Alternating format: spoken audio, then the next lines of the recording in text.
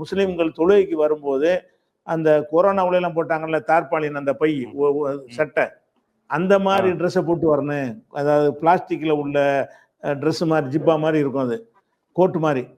அதை போட்டுக்கிட்டு நீங்கள் வாங்க. நீங்கள் வண்ணப்பொடியிலிருந்து உங்களை காத்துக்கொள்வதாக இருந்தால் நாங்கள் வண்ணப்பொடி வீசுகிறவங்க யார் இவரெல்லாம் பார்க்க மாட்டோம். யாராக இருந்தாலும் வீசுவோம். உங்களுடைய வெள்ளை தொப்பி வெள்ளை ஜிப்பாவை நீங்கள் பாதுகாத்து கொள்வதாக இருந்தால் நீங்கள் வந்து இந்த தார்பாலினில் உள்ள ட்ரெஸ்ஸை மாட்டிக்கணும், மேலே கோட்டு மாதிரி போட்டுக்கிட்டு தான் நீங்கள் வரணும். அதுதான் உங்களை பாதுகாக்கும். நாங்கள் பாதுகாக்க மாட்டோம். எங்கள் மக்கள் வண்ணப்பொடி வீசுகிறவனுக்கு யார் எவருன்னு பார்க்க மாட்டான், யாராக இருந்தாலும் வீசுவான் அப்படின்னு சொல்லி இவரும் சொல்லுகிறார்.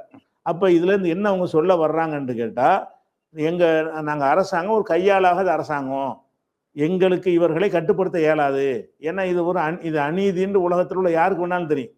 ஒரு மனிதன் வந்து இன்னொரு மதத்தவருடைய இதில் போய் தலையிடுவது வந்து ஒரு அநீதி, இது ஒரு அக்கிரமம் என்று எந்த மதத்தில் உள்ளவங்களும் ஏற்றுக்கொள்ளக்கூடிய ஒரு விஷயமா இருக்கு. சர்வதேச சமூகத்தின் பார்வையிலையும் அப்படித்தான் கருதுவார்கள்.